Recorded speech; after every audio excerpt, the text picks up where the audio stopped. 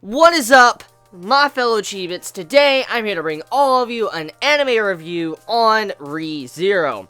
I'm glad that this airs on Sunday. Sunday's a pretty damn good day, actually. I mean, look, Boku no Hero Academia, then Re:Zero on top of that. I mean, I just love Sunday. And so, I'm glad to see episode 2 here. Kind of sad it's not an hour-long episode because the episode felt like it was only 4 to 5 minutes to me, but I guess we can't help that. So, episode 2 of Re:Zero. I have to say, and go on a limb here, I like this episode more than the first episode. The reason for that is because with the first episode, it was setting up the presentation and what to expect from Re:Zero. With episode 2, you already kind of know what to expect, but this time, you gotta see how Subaru, our main male character, how he has to deal with the situation of currently dying over and over, and resetting to a certain point, and having to fix things. So, I love how this episode was to show how our main character has to go out of his way to try to figure out what is going on, and fix everything that is going on. And the desperation with the MC throughout this episode was definitely realistic. I mean, when you see that scene when he's communicating with Felt and he's trying to say, hey, you need to make this deal with me, you need to, sell this to me, 20 holy coins, you need to give this to me, I have a media, here you go, please, please, please, please, do not make a deal with this person, Elsa, and please, just do it with me, and all that. And when you saw this scene and this, interaction between these two characters, it was very realistic because you could see that he was determined to stop what was about to happen. Because we already saw two different ways they could end up. Like, for instance, in the first episode, we had it at the beginning, when our main character died and he had no idea how he died, we already saw the bartender, he was already dead. And, he was stabbed in a way, you saw blood coming down off of him, and so we knew he died somehow, we didn't know the exact reason. But then we had another, reversed back in time, went back and respawned again, and then you had it to where Felt and the bartender died once again.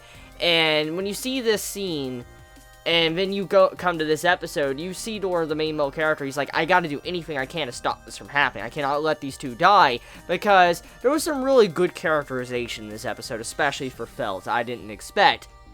And mainly, there was this kind of like a different side of the story that we didn't see in last week's episode, which is why I love these type of series, why I love time-traveling anime, because depending on how the writer is, they can really dive into some crazy things and give some really good characterization and development for characters if it is done properly. For instance, let's look at how the first episode was done. Regardless of, all the deaths and all that and the main goal of the series, like, a lot of the later half of the first episode was focusing on the bartender, giving characterization for him and why he cares for Felt so much. He's pretty much like a father figure for her. He cares for her a lot. And in this episode, we get like the reverse of that. We get to see Felt's side and how she views her situation, what she wants to accomplish, but also how she feels about the person that has been raising her like a father. And so I love how this episode took the time to show a different perspective and then give us this characterization for Felt to make us more connected with her, and then move into the next scene. So I love how the series Re:Zero is actually using the time traveling to its advantage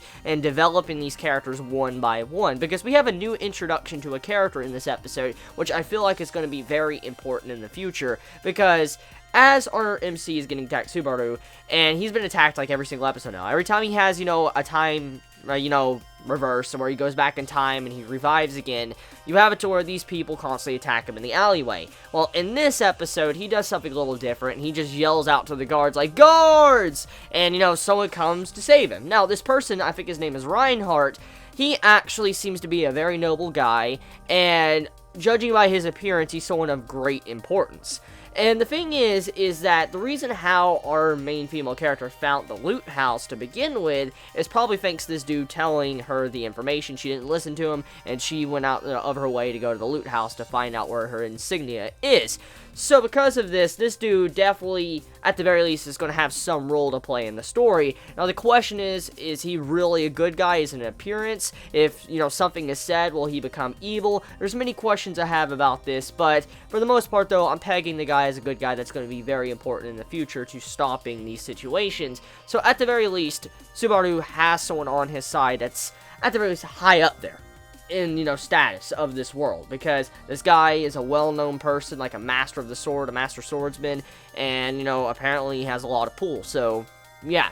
Now, talking about Elsa, the main antagonist of the series so far that's been introduced, she is seen once again in this episode, and oh my god, that scene when Subaru sees her, that was an intense scene, because, I mean, just imagine, if you had the power to go back in time and respawn and then redo everything over again, but you've died already multiple times, and you saw this killer that killed you, this person that fucking killed you, if you saw this person, what would be your reaction? I mean, think about this. I mean, seriously, if you were given the ability to manipulate time, go back, but then you see your killer that killed you, what would be your reaction? I mean, fear, malice, stuff like that, but I mean, what would you do? And seeing Subaru, the way he reacted to her, and the way she's like, I can tell that you're scared, and I can tell that you're angry with me as well, and, next time you need to figure out how to hide it a whole lot more, and I feel like that's probably some subtle hints of what's probably going to happen in the future. For instance, our MC is going to probably redo this so many times over that he's going to figure out the perfect path to be able to get to the end goal, but also he's going to figure out how to hide his anger, his rage, his sadness, and all that against her, before he could probably do some form of sneaky assassin type shit. I could see something like that happening. Like, what if he was being sneaky and he assassinated her when she least expected it? So, yeah, ReZero, Episode 2. Pretty damn intense. I love the episode, and I can't wait to see where it's going to go after this week's episode, because, I mean, now we have it to where our main female character, she's at the loot house, and then we also have it to where Elsa is going to be arriving very soon. So, are they going to be able to stop it? Are they going to die once again? Many questions about that, but I do have to say, I want to point out that the opening song of this series reminds me so much of Steins Gate. I mean, if you take a moment to look at that opening song of ReZero, it's very similar to Steins Gate. But anyways, you all have a wonderful day or night wherever you live. Please be safe. Chibi out.